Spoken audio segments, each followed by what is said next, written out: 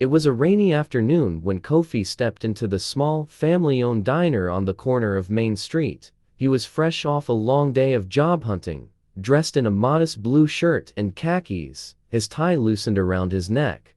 As he sat down in a booth near the window, he noticed an elderly white man, hunched over and struggling to read the menu through his thick glasses. The man looked like he was pushing 90, his hands trembling slightly as he held the menu, his eyes squinting. Kofi watched quietly, sipping his water. The old man's clothes were neat but dated, an old cardigan over a pressed shirt, slacks, and worn but polished shoes. It was clear he took pride in his appearance despite the challenges age had brought him. As Kofi glanced around the diner, he noticed that most of the other customers were glued to their phones or engrossed in their meals, paying no attention to the man's struggles. A young waitress with a sour expression approached the old man's table, tapping her pen impatiently against her notepad. "Hurry up, old man," she snapped, her voice loud enough to turn heads.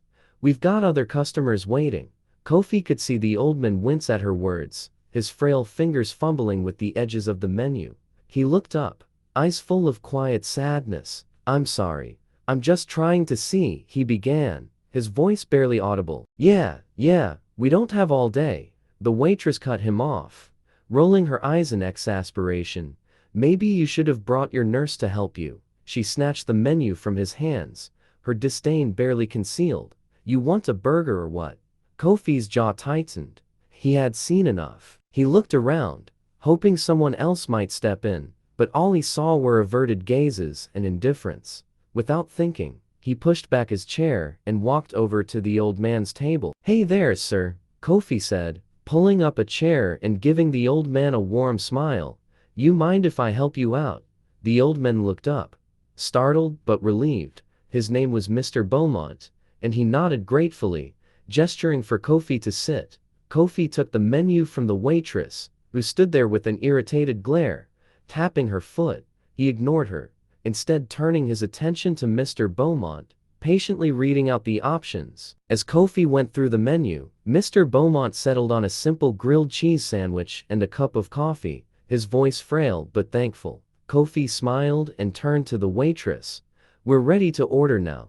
"Thanks," he said firmly, his eyes meeting hers with quiet defiance. She sneered but scribbled down the order and stomped away, leaving the two men alone.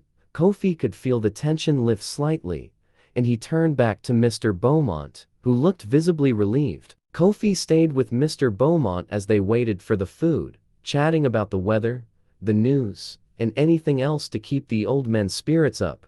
Mr. Beaumont was a retired teacher who had spent his life working in the local school district. He had seen generations of children grow up, including many who had come from challenging backgrounds. "I taught for over 40 years, Mr. Beaumont said, his eyes lighting up as he spoke of his former students. "Some of them still send me letters." Kofi listened intently, his heart aching at how someone so kind and gentle could be treated so poorly. The old man lived alone now. His wife had passed away a few years ago, and his children lived out of state, too busy with their own lives to visit often. He came to the diner occasionally to break the loneliness, but encounters like this one with the rude waitress made him feel even more isolated. "You didn't have to do this, son," Mr. Beaumont said softly. "People don't usually stand up for strangers these days." Kofi shrugged, smiling. "It's nothing, Mr. Beaumont. Sometimes folks just need someone on their side." They finished their meals, and as Kofi helped the old man up, Mr. Beaumont patted his shoulder. "You're a good man. Don't ever change." Kofi watched him walk slowly toward the door, the old man's steps unsteady but his spirit a little brighter.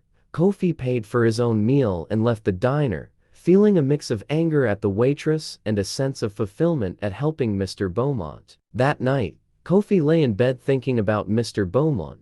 He couldn't shake the image of the old man's tired eyes or the way his hands trembled as he tried to read the menu. Kofi knew what it felt like to be judged on sight, dismissed before you've even had a chance to speak.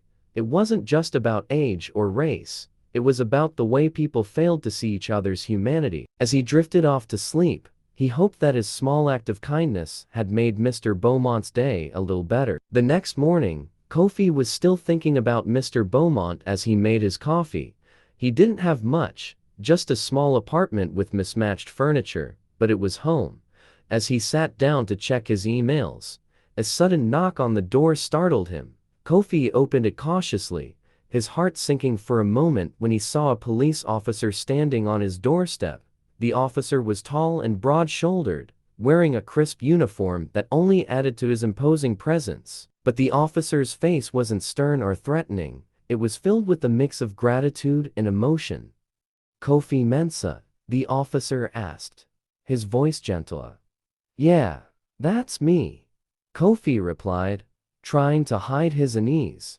The officer took off his hat, revealing a head of graying hair. "Declan Beaumont," he said.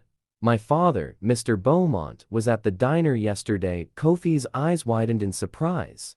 He hadn't expected this. "Oh, I didn't know," Kofi began. But Declan raised a hand to stop him. Declan's eyes were bright with gratitude. "He told me what you did for him. I wasn't there when he needed me, but you were. Thank you." Kofi waved his hand dismissively. "It wasn't a big deal. Anyone would have done the same." Declan shook his head firmly. "No, not everyone would. People see differences first: race, age, uniforms. You didn't. You just saw my dad." Kofi stood there, humbled by the words. He hadn't done it for recognition, just out of a sense of decency, but hearing this made him realize how rare such actions had become. There was a pause as Declan looked around Kofi's modest home, his gaze returning to Kofi's kind eyes. "You're the kind of person we need more of in this world," Declan said, his voice thick with emotion. "My dad told me he hasn't felt that kind of kindness in a long time." But Kofi nodded, his throat tight with emotion. "Your dad's a good man," he said softly. "He didn't deserve to be treated like that." Declan extended his hand, and Kofi shook it firmly. It was a simple gesture, but in that moment, it felt like an unspoken bond had formed between them. In that handshake, there was an understanding, a shared humanity that transcended their differences. It was a moment of humility, of recognizing each other not as black or white, young or old, cop or civilian, but simply as people.